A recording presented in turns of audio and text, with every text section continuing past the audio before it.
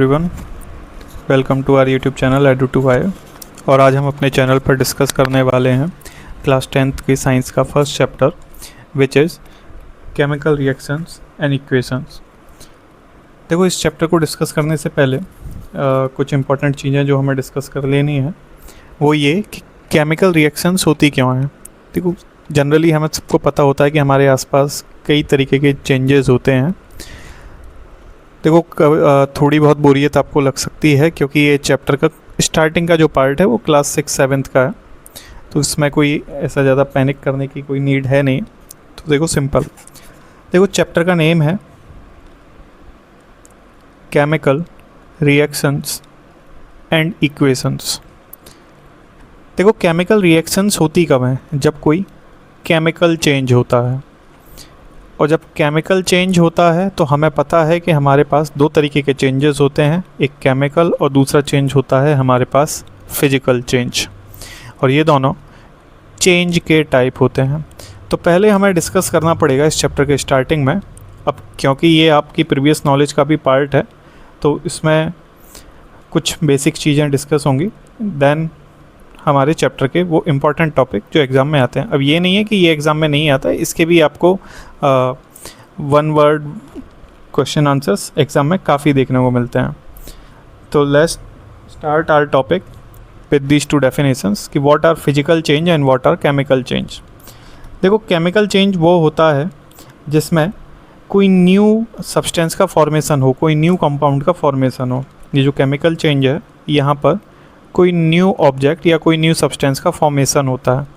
But बात करें अगर हम फिज़िकल चेंज की, तो फिज़िकल चेंज में क्या होता है? कोई भी नया केमिकल, कोई भी नया ऑब्जेक्ट, कोई भी नया सब्सटेंस फॉर्म नहीं होता। इसमें सिर्फ पार्टिकल की शेप, साइज़ एंड कलर में चेंज होता है। फिजिकल चेंज में फिजिकल प्रॉपर्टीज़ चेंज होती हैं। फिजिकल प्रॉपर्टीज़ वो प्रॉपर्टीज़ होती हैं किसी भी मटेरियल की, किसी भी सब्सटेंस की, जो हमें फिजिकली अपीयर होती हैं, जैसे किसी की भी हाइट हो गया, कलर हो गया। तो ये सारी चीज़ें आपको फिजिकली अपीयर होती हैं, बाहर से दिख जाती हैं। तो ऐसे सारे चेंजेस जिनमें सिर्फ फिजिकल प्रॉपर्टीज़ में चेंज होता है उन्हें हम बोलते हैं फिजिकल चेंज। और ऐसे सारे चेंज जिनमें ऑब्जेक्ट की केमिकल प्रॉपर्टीज़ में चेंज होता है। अब क्योंकि केमिकल प्रॉपर्टीज़ हमें किसी भी ऑब्जेक्ट की दिखाई नहीं देती, और जब किसी भी ऑब्जेक्ट की केमिकल प्रॉपर्टीज़ हमें दिखाई नहीं देती तो हम उसके बारे में कोई प्रेडिक्शन भी नहीं कर सकते। जैसे मान लो आप सब्ज़ी बना रहे हैं और सब्ज़ी बनाते टाइम आपने पोटैटो लिया और उसको बॉईल कर दिया। तो इनिशियली जो आपके पास पोटैटो था और जो फाइनली बॉइल्ड होने के बाद मिला, उन दोनों के पार्टिकल नेचर में बहुत बड़ा डिफरेंस होगा। पहले का जो पोटैटो होगा वो थोड़ा हार्ड होगा, पर बाद में जो आपको बॉईल करने के बाद पोटैटो मिला वो क्या होगा? थोड़ा सॉफ्ट होगा। तो ये जो नेचर में चेंज आया, बाहर से देखने में तो कलर सेम है, सारी चीज़ें सेम है, बट ये जो प्रॉपर्टीज़ में चेंज आया इंटरनली, ये केमिकल चेंज की वजह से हुआ। जैसे एग्जांपल दे रखा है बर्निंग ऑफ पेपर। किसी भी तरीके का बर्निंग, किसी भी तरीके की स्मेल, ये केमिकल चेंज में आता है। आप क्लास 9th में भी पढ़ गया है, physical chemical change, state of matter. Rusting of iron, iron आपके सामने पड़ा रहता है, आयरन की रॉड है आपके सामने रखी हुई है, आपने अपने टेरेस पे रख दी, और काफ़ी टाइम बाद जब आप आ गए, आप डेली अपने उस पे जा रहे हो, छत पर उसे आप देख रहे हो, तो साइड में पड़ी हुई है। 1 दिन, 2 दिन, 3 दिन, 5, 6, 7 दिन, 8, 10 दिन बाद आपने देखा उसका धीरे धीरे कुछ कलर चेंज होने लगा। अब ना तो आपने उस पर कोई कलर अप्लाई किया, ना किसी और ने कुछ कलर अप्लाई किया, बट अपने आप जब ये चेंज हुआ, क्योंकि वो नेचर में जो ऑक्सीजन, मतलब एटमॉस्फेयर में जो ऑक्सीजन प्रेजेंट थी उसके साथ उस आयरन ने रिएक्ट किया और एक कोटिंग बना ली ब्राउन कलर की, जो हमें दिख रहा है। और इसी को हम नाम दे देते हैं क्या? कि ये रस्ट है। तो रस्ट का फॉर्मेशन भी क्या है? एक तरीके का केमिकल चेंज। फिजिकल चेंज की बात करते हैं। देखो, आपके पास कोई एक एप्पल था, सपोज आपने उस एप्पल को कट किया। अब कट करने के बाद जो उसके पीसेस हैं वो तो रहेंगे तो एप्पल के ही।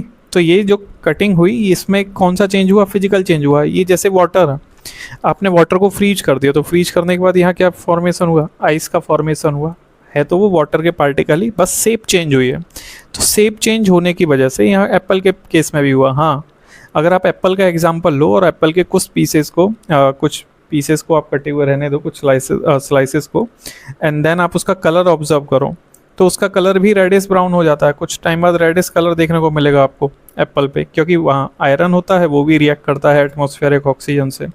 तो वहाँ पर ये सारे एग्जांपल्स हमारे फिजिकल एंड केमिकल चेंज के हैं। तो जब आप इस वीडियो के बाद जब आप इस वीडियो को देखेंगे तब आपको देखो नीचे क्वेश्चन भी दिया हुआ है, जिसमें आपको अपने आप look around you and name one physical change and chemical change you see every day. आपको अपनी डेली लाइफ का कोई भी, ये आप अपना होमवर्क क्वेश्चन रखेंगे प्रैक्टिस के लिए, जिसमें आपको एक फिजिकल चेंज और एक केमिकल चेंज बताना है जो आप डेली लाइफ में ऑब्जर्व करते हो, और ये चेंज ऐसा हो कॉमन हो। कोई ऐसे चेंजेस के एग्जांपल हमें नहीं लेने जिसमें हमें कोई प्रॉब्लम हो, या देखो एक सीधा सा क्राइटेरिया है, आप एग्ज़ाम में वही लिखोगे जो आपको आता है, और आपको आता वही है जो आप डेली ऑब्जर्व करते हो। तो आप यहाँ वही फिजिकल और केमिकल चेंज लिखेंगे। फिजिकल चेंज में आप कई लिख सकते हो, टीयरिंग ऑफ पेपर लिख सकते हो। केमिकल चेंज में बॉइलिंग ऑफ, ये पोटैटो मैंने एग्जांपल दिया, ये लिख सकते हो। किसी और तरीके का बॉइलिंग लिख सकते हो। किसी तरीके की आपने मैगी बनाई है तो मैगी फॉर्मेशन में वो जो स्मेल आने लगती है, तो वहाँ पर ये सारे आपके केमिकल चेंज के एग्जांपल। फिजिकल चेंज किसी भी चीज़ को कट कर देना, ये सारे, ये हमारे स्टार्टिंग का टॉपिक था, बेसिक एग्जांपल था ये। देखो ये इम्पॉर्टेंट क्यों है ये डिस्कस करना, कि सर ये तो हमें पहले से पता था, इसमें डिस्कस करके हमने किया ही क्या, टाइम तो वेस्ट हो गया हमारे, 5-6 मिनट ऐसे ही निकल गए इसमें। देखो ये इम्पॉर्टेंट इसलिए, जब भी कोई केमिकल चेंज होता है तो केमिकल चेंज जब भी होता है उसे लिखने के लिए हमारे पास होती हैं केमिकल इक्वेशन, क्योंकि जनरली ये कंसीडर किया जाता है केमिकल चेंज कोई ना कोई केमिकल रिएक्शन की वजह से हुई है, और जब केमिकल रिएक्शन हुई है तो उसको रिप्रेजेंट करने के लिए हमारे पास होता है एक केमिकल इक्वेशन मेथड। मतलब हमें उस केमिकल इक्वेशन को रिप्रेजेंट करना होता है, मतलब केमिकल चेंज होगा तो हम उसे कंसीडर करते हैं केमिकल रिएक्शन में, और इस रिएक्शन को रिप्रेजेंट करने के लिए हमारे पास होती हैं इक्वेशंस, और यही इस चैप्टर का नेम है, केमिकल रिएक्शंस एंड इक्वेशंस। मतलब पहले हमें डिफाइन करना पड़ेगा व्हाट आर केमिकल रिएक्शंस, जिसके लिए हमें ये पता करना या पहले पता होना ये ज़रूरी है कि केमिकल रिएक्शंस होती ही क्यों हैं। देखो हमारे आसपास चेंजेस होते हैं, चेंज फिजिकल केमिकली दोनों तरीके के होते हैं, तो जो केमिकल चेंज हैं उनकी वजह से केमिकल रिएक्शंस होती हैं, और उन केमिकल रिएक्शंस को जब रिप्रेजेंट करते हैं तो उनको रिप्रेजेंट करते हैं हम इक्वेशंस की फॉर्म में। तो यहाँ पर ये चीज़ें हम आगे डिस्कस करने वाले हैं। देखो जैसे ही हम एनसीईआरटी में आगे बढ़ते हैं तो वहाँ पर एक छोटी सी रिएक्शंस दी हुई हैं। जैसे ही आप आगे बढ़ोगे तो वहाँ पर सबसे पहली जो रिएक्शंस हमें दी हुई हैं वो एक एक्टिविटी दी हुई है, एक्टिविटी 1.1, जो है the reaction of magnesium ribbon with oxygen. वहाँ पे ऑक्सीजन की जगह पे वहाँ पे लिखा हुआ है एयर। तो क्या होगा जब हम मैग्नीशियम रिबन को बर्न करेंगे इन प्रेजेंस ऑफ एयर। देखो मैग्नीशियम रिबन पहले हम देख लेते हैं होगा क्या। देखो जो मेटेलिक मैग्नीशियम रिबन होती है वो बहुत तेज़ी से जलती है, और उसमें से एक डेजलिंग वाइट फ्लेम निकलती है, और वही डेजलिंग वाइट फ्लेम जब निकलती है तो उसके बाद जब वो रिएक्शन कंप्लीट होगी तो वहाँ पर हमें देखने को मिलता है एक वाइट कलर का पाउडर, जिसे हम बोलते हैं मैग्नीशियम ऑक्साइड। अब ये जो रिएक्शन होती है ये रिएक्शन वैसे ही होती है जैसे आपने किसी वेल्डर को वेल्डिंग करते हुए देखा हो, या आपने दिवाली पर फायर क्रैकर्स देखे हो तो उनमें से जो लाइट निकलती है उनकी इंटेंसिटी बहुत हाई होती है। तो ऐसी इंटेंसिटी को जब हम देखते हैं, क्योंकि वो यूवी रेज उनमें थोड़ी ज़्यादा होती हैं, हमारे आइज़ को वो हार्म भी कर सकती हैं, तो ऐसे केस में हमसे कहा जाता है कि वेल्डिंग वाली लाइट को या ऐसी जो हाई इंटेंसिटी वाली लाइट हैं उनको थोड़ा आराम से देखना, मतलब दूरी से देखना, या फिर कुछ प्रोटेक्टिव ग्लास का यूज करके देखना। तो जब ये रिएक्शन होती है तो यहाँ भी यही चीज़ें हमें देखने को मिलती हैं। तो हम देखते हैं कि ये रिएक्शन होती क्या है बेसिकली। देखो चलो हम देखते हैं ये होना क्या है इसमें। आज हम देखेंगे मैग्नीशियम रिबन एक्सपेरिमेंट। पहले इसे सैंड पेपर से साफ कर लेते हैं। देखो ये कितनी डार्जलिंग व्हाइट फ्लेम है। अब ये बन गया है मैग्नीशियम ऑक्साइड। ये है एक केमिकल रिएक्शन। देखो अभी आपने देखा कि आपको एक उस वीडियो में भी दिखाया कि मैग्नीशियम रिबन जब बर्न होती है तो बर्न होने पर वो लीव करती है एक वाइट कलर का पाउडर। देखो मैग्नीशियम, जब मैग्नीशियम ने रिएक्शन की इन एयर तो वो एयर में रिएक्ट होने के बाद वहाँ एक कंपाउंड बना जिसे हमने बोला मैग्नीशियम ऑक्साइड, और इस कंपाउंड का जो कलर था वो था वाइट कलर का। अगर आपको देखनी हो तो दोबारा वो आप रिएक्शन को रिप्ले कर सकते हैं। देखो, हम क्लास 9th में पढ़ के आए हैं कि मैग्नीशियम को रिप्रेजेंट करते हैं हम capital M and small g से। एयर, क्योंकि ऑक्साइड का फॉर्मेशन हुआ है तो एयर से कौन सी गैस यूज हुई होगी? ऑक्सीजन यूज हुई है, तो यहाँ लिखा हमने O2। ये जो सिंबल है ये होता है गिब्स आउट का। गिब्स आउट, जब मैग्नीशियम और ऑक्सीजन ने रिएक्शन की तो इन्होंने बनाया मैग्नीशियम ऑक्साइड MgO। अब बच्चे बोलेंगे कि सर ये MgO तो बन गया पर हमें ये फार्मूला बनाना नहीं आता, और क्या इसका यही फार्मूला होता है? देखो, आप क्लास 9th में पढ़ के आए हो, मैग्नीशियम की जो बैलेंसी होती है वो होती है +2, और ऑक्सीजन की जो बैलेंसी होती है वो होती है -2। जब हमें ये जो सिंबल्स होते हैं इनको करना होता है इग्नोर, और हम खाली देते हैं नंबरों पे ध्यान। इन नंबरों का रेशियो भी कितना है? 1-1, मतलब 2 1 जार 2 एंड 2 1 जार 2। इनका क्रॉस मल्टीप्लाई होता है तो हमारे पास फॉर्मूला यही निकल के आता है MgO। देखो, किसी भी केमिकल इक्वेशन को रिप्रेजेंट करने का ये एक मेथड होता है जिसमें आपके लेफ्ट हैंड साइड में कुछ चीज़ें लिखी होती हैं, राइट हैंड साइड में कुछ चीज़ें लिखी होती हैं, और बीच में एक एरो होता है। तो ये जो चीज़ें लिखी होती हैं इनको हम नाम क्या देते हैं, या ये चीज़ें लिखना ज़रूरी है या नहीं है, तो इनको डिस्कस करते हैं। देखो, लेफ़्ट साइड में किसी भी केमिकल रिएक्शन को जब हम रिप्रेजेंट करते हैं तो उसके लेफ़्ट साइड में जो चीज़ें होती हैं जिसे हम LHS बोलते हैं, इसी को हम एक दूसरा नाम भी देते हैं, वो बोलते हैं रिएक्टेंट्स। और जो राइट हैंड साइड, मतलब ये वाली जो साइड है RHS, इसको हम नाम देते हैं प्रोडक्ट साइड। तो किसी भी केमिकल रिएक्शन की दो साइड होती हैं, पहली साइड होती है रिएक्टेंट साइड एंड दूसरी साइड होती है प्रोडक्ट साइड। तो केमिकल रिएक्शन को जब आप डिफाइन करेंगे तो वहाँ पर इन दोनों के आपके पूछे जाते हैं इन दोनों की इंपॉर्टेंस क्या है। देखो, इन दोनों का सिंपल इंपॉर्टेंस है और एक डेफिनेशन मैं बता दे रहा हूँ आपको। क्या chemical reaction is a type of reaction और a chemical change in which reactants react to form the product. एक ऐसी रिएक्शन या केमिकल रिएक्शन में रिएक्टेंट्स जो होते हैं वो रिएक्ट करते हैं जिससे कि वो प्रोडक्ट को फॉर्म कर सकें। इसके बाद इनको लिखने के कई तरीके होते हैं, वो हम आगे वीडियो में डिस्कस करेंगे। देखो, लिखने के तरीके मैं बता दे रहा हूँ है क्या। जनरली अगर आपके पास सॉलिड स्टेट में कोई मटेरियल है तो हम उसे सॉलिड मींस कैपिटल S से रिप्रेजेंट, स्मॉल s से रिप्रेजेंट करते हैं ब्रैकेट में। देखो, ये रही टेबल। ये जो एरो है इसका मतलब होता है यील्ड, यील्ड मतलब होता है प्रोडक्ट। इसके बाद हमारे पास कभी कभी डबल एरो होते हैं, मतलब जो एरो आगे की तरफ है वही एरो पीछे की तरफ होता है, कभी कभी ये ऐसे होते हैं। तो इसका मतलब होता है कि हमारी जो रिएक्शन है वो रिवर्सिबल रिएक्शन है। इसके बाद हमारे पास कभी कभी लिखा होता है टर्म ब्रैकेट में AQ। AQ का मीन्स होता है एक्वस सॉल्यूशन। जैसे आपने कॉपर सल्फेट का सॉल्यूशन लिया हुआ तो वो एक्वस सॉल्यूशन होता है कॉपर सल्फेट का, क्योंकि copper sulphate CuSO4 solid form में है, और जैसे ही आप उसमें वाटर ऐड कर दोगे तो हमारे पास जो निकल के आएगा वो आएगा CuSO4 की एक्वस फॉर्म। देन हमारे पास लिक्विड, यहाँ वाटर जो था वो लिक्विड फॉर्म में था, सॉलिड जो अभी बताया सॉलिड फॉर्म में, गैस गैसियस फॉर्म। ये जो ट्राइंगल है इधर, ट्राइंगल का मतलब होता है हीट।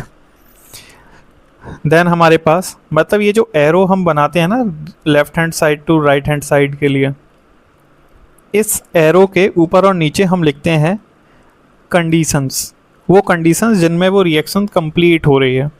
कंडीशंस जैसे कभी कभी प्रेशर होता है कि मान लो ये जो आपकी रिएक्शन है वो 100 पास्कल पे कंप्लीट हो रही है। टेम्परेचर लिखा आ जाता है कि ये जो रिएक्शन है वो हमारी 120 डिग्री सेल्सियस पे कंप्लीट हो रही है। फोटोसिंथेसिस की जब आप रिएक्शन पढ़ते हो तो ऊपर आप लिखते हो sunlight in presence of sunlight and chlorophyll. तो ये सारी चीज़ें एरो के ऊपर नीचे कंडीशंस लिखी होती हैं। और इसके अलावा एक इम्पॉर्टेंट चीज़ जो होती है हमारे पास वो होती है कैटलिस्ट। तो कैटलिस्ट एक इम्पॉर्टेंट टर्म है जो पूरी 10th में आप यूज करेंगे आगे। कार्बन एंड इट्स कंपाउंड में भी इसका यूज़ है और वहाँ तो इसकी एक डेडिकेटेड रिएक्शन भी है। कैटलिस्ट वो कंपाउंड होते हैं, वो एलिमेंट होते हैं जो रिएक्शन में इन्वॉल्व नहीं होते, रिएक्शन में इन्वॉल्व नहीं होते और बिना इन्वॉल्व हुए ये रिएक्शन की स्पीड इंक्रीज कर देते हैं। जैसे आपने इलेक्ट्रोलाइसिस ऑफ वाटर पढ़ा, आपने पढ़ा कि वाटर से इलेक्ट्रिसिटी कंडक्ट होती है और कंडक्टिविटी को इंक्रीज़ करने के लिए हम उसमें सॉल्ट ऐड कर देते हैं। तो सॉल्ट क्या करता है, उसमें नंबर ऑफ़ आयंस को इंक्रीज़ कर देता है, तो वहाँ एक कैटलिस्ट की तरह वर्क करता है। तो सेम चीज़ें यहाँ होती हैं। ये कुछ इंपॉर्टेंट टर्म थे जो हम आगे डिस्कस करेंगे। अब इसी के बेसिस पर हम अपनी इस रिएक्शन को अगर लिखें, बोलें कि हमने जो अभी रिएक्शन मैग्नीशियम वाली लिखी है, इस रिएक्शन को अगर हम रिपीट करें, अच्छे से लिखें उन्हीं सिंबल्स का यूज करते हुए, तो हम लिखेंगे कैसे। देखो, मैग्नीशियम हमारे पास सॉलिड स्टेट में था, ऑक्सीजन हमारे पास एयर से आया गैसियस स्टेट में, और जब इनकी रिएक्शन हुई तो हमारे पास आया मैग्नीशियम ऑक्साइड, जो कि हमारे पास पाउडर फॉर्म में, मींस सॉलिड फॉर्म में था। ये हमारे पास ये वाली एक्टिविटी 1.1 की रिएक्शन है। अब यहाँ 2-3 क्वेश्चन और बनते हैं, और क्योंकि ये एनसीईआरटी की पहली रिएक्शन है तो यहाँ से जो इम्पोर्टेंट क्वेश्चंस बनते हैं वो भी हमें डिस्कस करना है। पहली जो इम्पोर्टेंट क्वेश्चन है वो ये, क्या मैग्नीशियम सिर्फ ऑक्सीजन के साथ ही रिएक्ट करता है एटमॉस्फेयर में? तो आंसर है नहीं। मैग्नीशियम उन सारी गैसेस के साथ रिएक्ट करता है जो कि एटमॉस्फेयर में उस टाइम पर अवेलेबल होती हैं। फॉर एग्जांपल्स, अगर आप एटमॉस्फेयर का कंपोजिशन देखो एयर का, तो वहाँ सबसे ज़्यादा गैस जो प्रेजेंट होती है वो होती है नाइट्रोजन। तो मैग्नीशियम नाइट्रोजन के साथ भी रिएक्ट करता है, और नाइट्रोजन के साथ रिएक्ट करके ये बनाता है कंपाउंड जिसे हम बोलते हैं मैग्नीशियम नाइट्राइट। देखो, अगर उसकी रिएक्शन लिखें तो वो भी ऐसे आएगी, मैग्नीशियम सॉलिड स्टेट में, नाइट्रोजन गैसेस स्टेट से, और जब इन दोनों ने रिएक्शन की तो ये हमारे पास बनी Mg3N2। पर क्योंकि ये गैसेस स्टेट में ही होती है इसीलिए हम इसको ज़्यादा डिस्कस नहीं करते। पर ऐसा नहीं है कि मैग्नीशियम सिर्फ ऑक्सीजन के साथ करिए, ऐसे कई और भी गैसेस हैं जिनके साथ ये जो इजीली अवेलेबल होती हैं। पर क्योंकि हमें जो प्रोडक्ट मिल रहा है उसमें ऑक्सीजन का रोल ज़्यादा है, हमें जो प्रोडक्ट ऑब्टेन हुआ उसमें ऑक्सीजन ज़्यादा था, इसलिए हमने ऑक्सीजन के बारे में यहाँ पढ़ा। ये रिएक्शन एनसीईआरटी में भी मैग्नीशियम ऑक्साइड वाली, और इसका कलर कैसा होता है, ये वाइट कलर का पाउडर होता है। इसके बाद अब 2-3 चीज़ें हैं कि मैग्नीशियम रिबन को बर्न करने से पहले, आपने यहाँ वीडियो में भी देखा होगा कि जब हमने इसको प्ले किया था तो उन्होंने कहा था कि हम इसको पहले सैंड पेपर से क्लीन करते हैं। तो सैंड पेपर से क्लीन किया ही क्यों? देखो, सैंड पेपर से क्लीन करने का एक पहला पर्पस होता है कि मैग्नीशियम रिबन के ऊपर एक कार्बोनेट की लेयर होती है। वो कार्बोनेट की लेयर उस बर्निंग को रेस्ट्रिक्ट करती है, मतलब उस मैग्नीशियम को जलने नहीं देगी, इसीलिए हमें उसे क्लीन करना है। और भी कई अदर गैसेस की उसके ऊपर लेयर बनती है, तो हम उस लेयर को प्रिवेंट करते हैं, उस लेयर से बचाते हैं।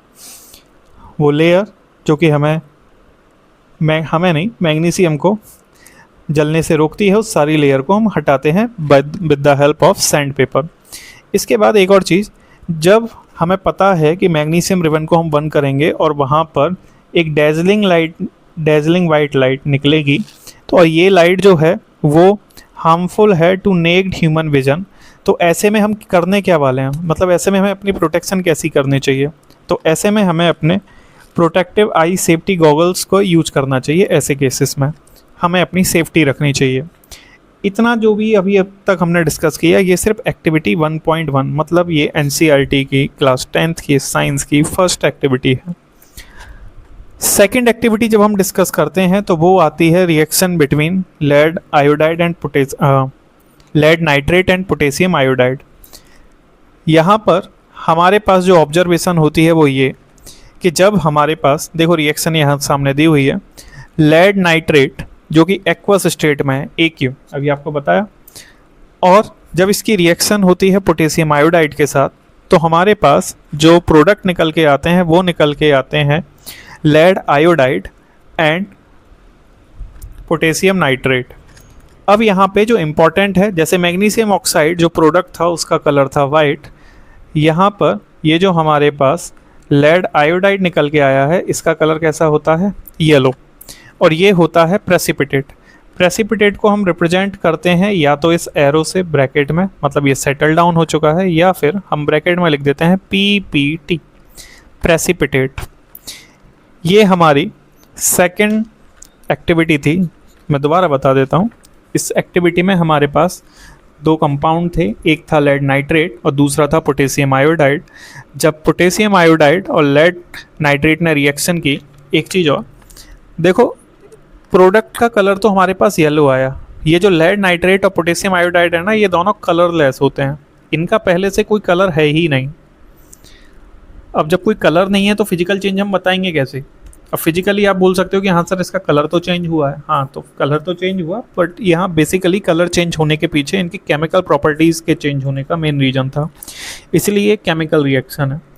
तो lead nitrate and potassium iodide की जब रिएक्शन हुई तो यहाँ पर जो लेड था वो इस आयोडाइड के साथ रिएक्ट कर गया, उसने बनाया लेड आयोडाइड और एक येलो कलर का पीपीटी, और ये हमारे पास पोटेशियम नाइट्रेट रह गया, इसका नाम लेड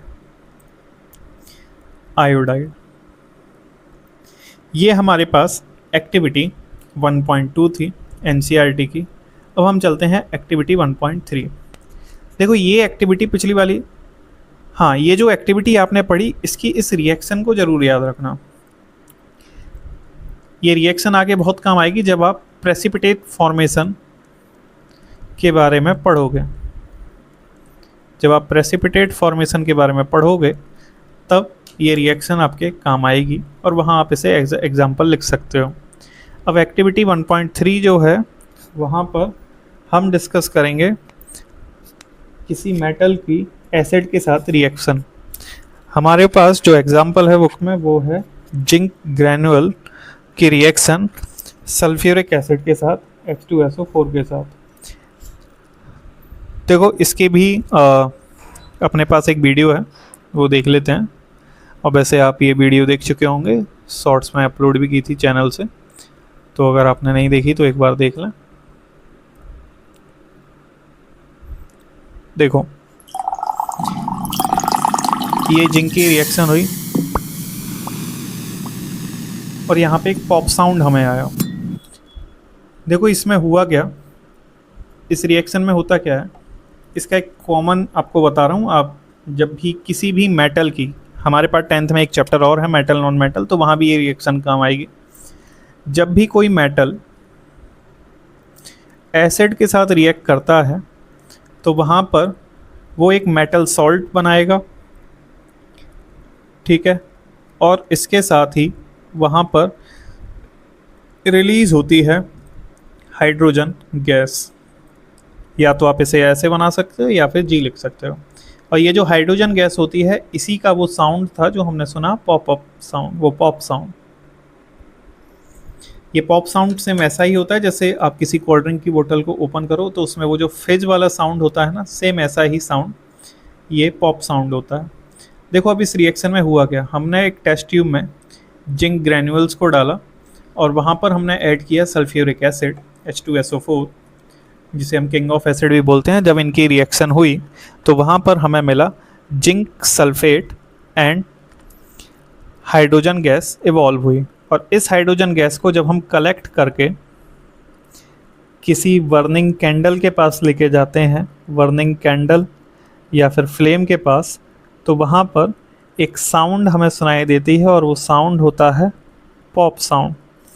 इसीलिए कभी भी जब भी हाइड्रोजन गैस फॉर्म होती है तो उसके जो टेस्ट होते हैं उस टेस्ट का नाम होता है हाइड्रोजन पॉप टेस्ट। ये हाइड्रोजन पॉप टेस्ट, क्योंकि हाइड्रोजन गैस जब रिलीज़ होती है और उस गैस को कलेक्ट करके जब आप बर्निंग कैंडल या फ्लेम के पास लाओगे तो वहाँ पे हमें पॉप साउंड सुनाई देगी। एग्ज़ाम में क्वेश्चन जो आते हैं वहाँ पे कभी कभी ये भी होता है कि जिंक के साथ आपको एसिड बदल के दे दे। अब बोलेगा कि HCl के साथ रिएक्शन हुई है, अब बताओ अब आप क्या बनाओगे। देखो डरने की बात नहीं है, हमें इतना पता है कि हाइड्रोजन गैस रिलीज़ होने वाली है, तो हाइड्रोजन गैस को रिलीज़ कर दो और ZnCl, तो ये बनाते हैं जिंक क्लोराइड।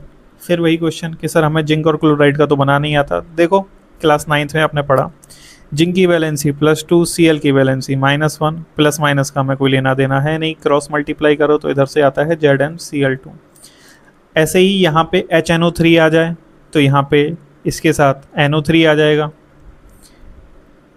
नाइट्रिक एसिड अगर रिएक्ट करता है तो, और H अपना हाइड्रोजन गैस अलग से निकलेगी। तो ये हमारे पास 3 एग्जाम्पल थे। इन 3 एग्जाम्पल के थ्रू, मतलब हमारे नहीं है, एनसीईआरटी के ही हैं, इन 3 एग्जाम्पल्स के थ्रू एनसीईआरटी में आपको ये बताया गया है कि हमारे पास जब भी कोई केमिकल रिएक्शंस होते हैं तो वहाँ पर कुछ हमारे पास पॉसिबल आउटकम जो है वो फिक्स होते हैं। कैसे फिक्स होते हैं? देखो, वहाँ ये 5 चीज़ें होती हैं, ये फैक्ट आपको याद रखना है।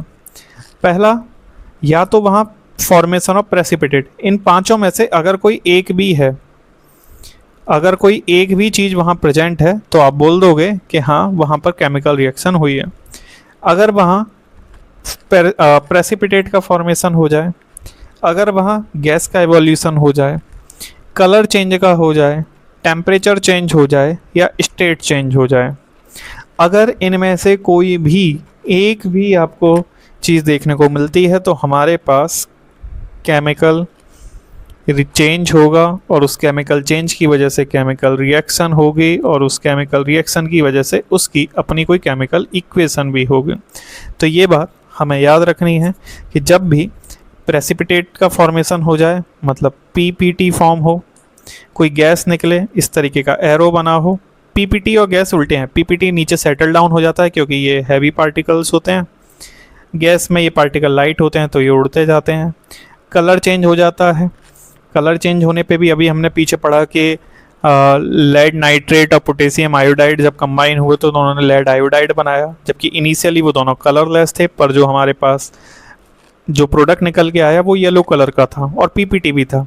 कई बार ऐसा होता है कि सेम रिएक्शन में 1 2 3 मतलब कई तरीके की चीज़ें आउटकम हमें देखने को मिलती हैं। टेम्परेचर चेंज होता है तो इसकी भी टाइप के रिएक्शन होते हैं, मतलब एक्सोथर्मिक, एंडोथर्मिक, अब हम आगे डिस्कस करने वाले हैं उन्हें। स्टेट भी चेंज होती है, जैसे सेम वही example lead nitrate and potassium iodide वाला अगर हम केस लें तो वहाँ पर वो दोनों लिक्विड स्टेट में थे, मतलब उनकी स्टेट चेंज हो गई क्योंकि हमारे पास वहाँ क्या निकल गया, पीपीटी। मैग्नीशियम वाले रिबन की बात करें, देखो ऑक्सीजन जो थी वहाँ पे एयर में थी, गैसियस फॉर्म में थी और हमें मिला क्या, एक पाउडर वाइट कलर का, तो ये स्टेट चेंज का है। देखो इसके बाद इन पांचों में से अगर कोई भी चीज़ मिले तो ये बात तो आपको ध्यान में रखनी है कि इन पांचों में से अगर कुछ भी मिलता है तो वो हमारे केमिकल रिएक्शन का टाइप होगा, मतलब हमारी वहाँ पे केमिकल रिएक्शन होगी। केमिकल रिएक्शन को लिखने का तरीका आपको बताया कि लेफ्ट हैंड साइड में होते हैं रिएक्टेंट जो रिएक्ट करके बनाते हैं प्रोडक्ट, ये होती हैं इनकी स्टेट सिंबल जो यहाँ लिखे हुए हैं, ये G for gas, L for liquid. ये जो एरो होता है ये हमें डायरेक्शन ऑफ रिएक्शन बताता है, यील्ड बताता है या गिव्स आउट, हम इसे कुछ भी बोल सकते हैं। अगर ये पीछे की तरफ हो तो इसका मतलब ये है कि ये रिवर्सिबल रिएक्शन है और सिर्फ एक ही तरफ है तो ये इरिवर्सिबल रिएक्शन है। EQ का मतलब सॉल्युबल इन वाटर होता है, ये पीपीटी होता है, ये चीज़ें हम डिस्कस की। ये भी आपको बताया कैसे क्या सिंबल होते हैं, इनका क्या यूज होता है, इन्हें भी हमें याद रखना है। कैटलिस्ट की प्रॉपर्टी बताई कि कैटलिस्ट रिएक्शन में इन्वॉल्व नहीं होता पर रिएक्शन की स्पीड को बढ़ा देता है। इसके बाद जो एरो होता है, इस एरो के ऊपर नीचे हम कंडीशंस लिखते हैं। तो ये हमारे वीडियो का फर्स्ट पार्ट है। नेक्स्ट पार्ट बहुत जल्दी आएगा और विद इन 1 और 2 डेज़ हम उसको अपलोड कर देंगे जिसमें इस चैप्टर के हम बाकी के बचे हुए पार्ट को डिस्कस करेंगे। तो तब तक आप चैनल पे बने रहें, चैनल को सब्सक्राइब कर लें जिससे, एंड बेल आइकन को प्रेस कर देना जिससे जो भी चैनल का नोटिफिकेशन होगा वीडियो का वो आपको मिलता रहेगा।